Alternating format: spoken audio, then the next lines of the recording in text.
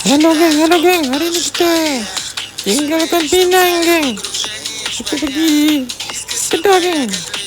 Okey, mari kita kembali kepada tahun 1970-an geng. Kalau nak ikutkan, Penang dengan Kedah ni dekat je. Tapi masalahnya, Penang dah maju 20 tahun, 30 tahun, 40 tahun lah. Jom kita lihatlah kota-kota di Kedah. Okey geng, masa nak gerak ke Kedah ni, Penang makan murah lah. Mungkin tempat pelancong ramai datang sini, jadi boleh dikatakan makanan dekat kedai ni sangat murah lah Penang. Lepas tu dekat Penang ni, niaga nak tolong family lah. Dia orang kaya tau. Kat Penang ni kaya. Ikan murah, makanan murah, semua murah. Mungkin sebab dia orang punya pelabuhan lah, kos murah. Jadi kedai boleh jual murah geng. Saya baru habis makan ni. Makan 5 orang tak sampai pun 30-40 ringgit. Kalau anda tak percaya, anda datanglah Penang. Hotel murah, makan murah, semua murah lah. Kerja banyak. Orang Penang banyak pakai Honda dah. Honda, BMW, Honda lah. Kalau anda nak jumpa Honda paling banyak dekat Pulau Pinang. Okey, sekarang kita nak ke Alor Setar geng. Daripada Pulau Pinang ke Alor Setar 1 jam geng. Macam ni lah kalau nak pergi ke Alor Setar geng jalan. Ni jalan lama ni. Saya nak makan dekat Juru geng. Okey geng, masa nak pergi ke Penang dari Alor Setar, saya ada singgah Perak geng. Macam ni lah bukit ya. Patutlah orang kata Perak ni pun dah nak tenggelam geng.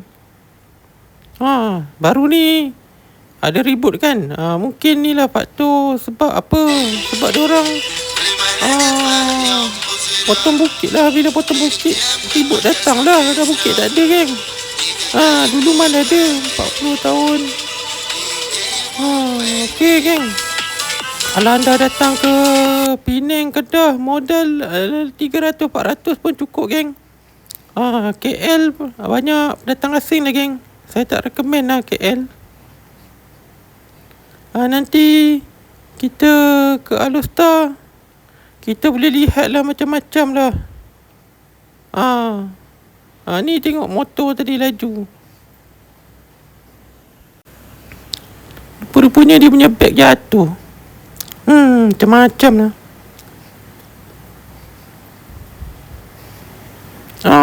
Sekarang ni kos hidup di Kedah murah geng.